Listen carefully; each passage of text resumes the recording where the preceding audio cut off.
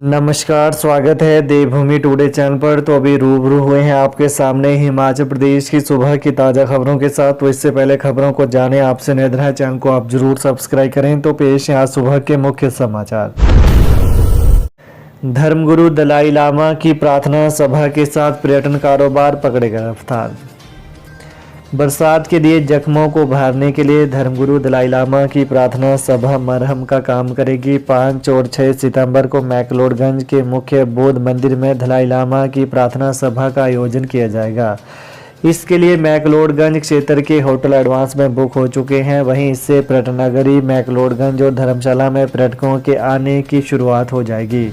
बता दें कि पर्यटन नगरी में लंबे समय से पर्यटकों की आवाजाही बंद पड़ी हुई है, लेकिन सितंबर में होने वाले धर्मगुरु दलाई लामा की प्रार्थना सभा को लेकर होटल एडवांस में बुक हो गए हैं। इससे काफ़ी हद तक पर्यटन कारोबारियों को राहत मिलेगी। दलाई लामा की प्रार्थना सभा को लेकर हजारों की संख्या में देश विदेश से उनकी अनुयायी मैक्लोडगंज का रुख करते हैं। एशियाई खेलों के लिए 12 सदस्यीय कबड्डी टीम घोषित, 5 खिलाड़ी हिमाचल से। चीन के हांगझोउ शहर में अक्टूबर में होने वाली 19वीं एशियाई खेलों के लिए केंद्रीय खेल मंत्रालय ने देश की कबड्डी टीम की घोषणा कर दी है। शुक्रवार को घोषित 12 सदस्यीय कबड्डी टीम में सूबे की 5 महिला खिलाड़ियों ने जगह पाई है।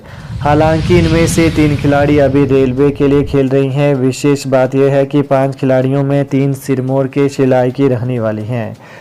वहीं बता दें, इसके अलावा टीमें 5 खिलाड़ी हरियाणा और 2 महाराष्ट्र से ताल्लुक़ रखती हैं। कबड्डी के खिलाड़ी इन दिनों पटियाला में एशियाई खेलों के लिए तैयारियां कर रही हैं। 3 अगस्त को शुरू हुआ प्रशिक्षण शिविर 30 अगस्त तक चलेगा। हिमाचल में 5 स्वचालित मौसम पूर्वानुमान प्रणालियां की जाएंगी स्थापित।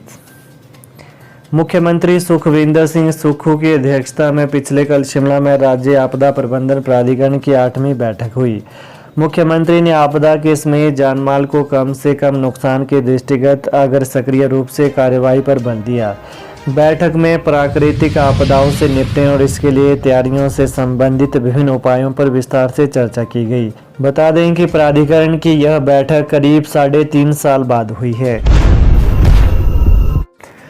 HRTC की बस पर सोनीपत में हमला, चालक को डंडे व लात घूंसों से बुरी तरह से पीटा।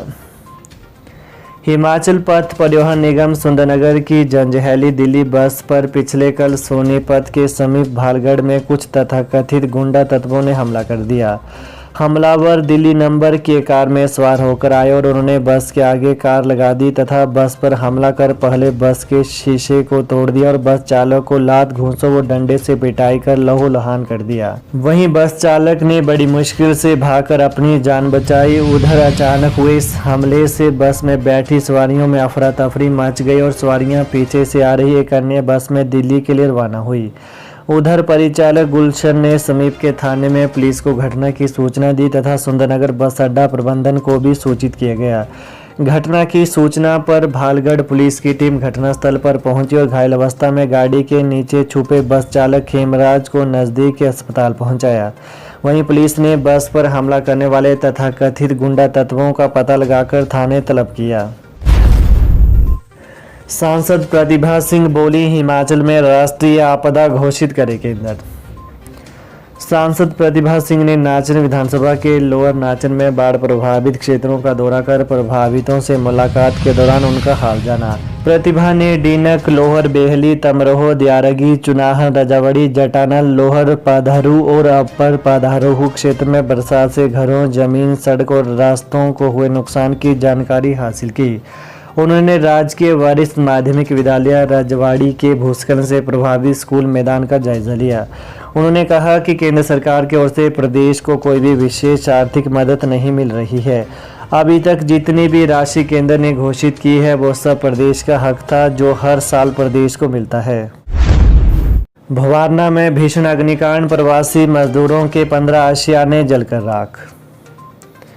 पुलिस थाना भवारना के तहत आते सामुदायिक भवन के सामने देर रात लगभग 8 बजे अज्ञात कारणों के चलते आग लगने से प्रवासी मजदूरों की 15 के करीब झुग्गियां जलकर राख हो गईं। इस घटना से क्षेत्र में अफरा तफरी मच गई। गनीमत यह रही कि इन दिनों बरसात के चलते झुग्गियां खाली थी और अंदर कोई नहीं था। इसके चलते कोई जानी नुकसान नहीं हुआ है। जानकारी के अनुसार जब जोर जोर के धमाकों की आवाज़ सुनकर आसपास के लोगों ने घरों से बाहर निकलकर देखा तो सामुदायिक भवन के सामने बनी अस्थायी झुग्गियों से आग की लपटें निकल रही थी। हिमाचल में स्थापित होंगे 29 उद्योग, 4000 युवाओं को मिलेगा रोजगार। हिमाचल प्रदेश में 1483 करोड़ रुपए के निवेश से 29 उद्योग स्थापित होंगे। इन उद्योगों में करीब 4000 युवाओं को प्रत्यक्ष अप्रत्यक्ष रूप से रोजगार मिलेगा। गुरुवार को मुख्यमंत्री सुखविंदर सिंह सुक्खू की अध्यक्षता में सिंगल विंडो की 27वीं बैठक हुई।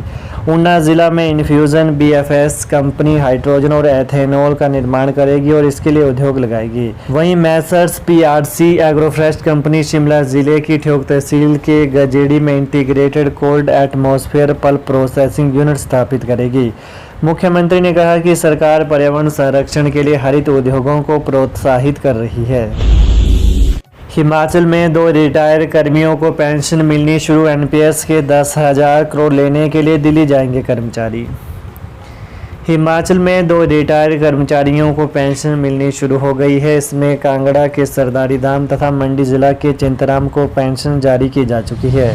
इसके लिए एनपीएस कर्मचारी महासंघ के प्रदेश अध्यक्ष प्रदीप ठाकुर तथा महासचिव भरत शर्मा ने सीएम सुखविंदर सिंह सहित उनके पूरे मंत्रिमंडल, सभी अधिकारियों तथा एजी ऑफिस के कर्मचारियों का आभार जताया है। उन्होंने पत्रकारों से अनौपचारिक बातचीत में कहा कि पेंशन मिलने तथा जीपीएफ नंबर मिलने से उत्साहित कर्मचारियों ने अब केंद्र से एनपीएस की 10,000 करोड़ रुपए की राशि लेने के लिए प्रयास तेज कर दिए हैं।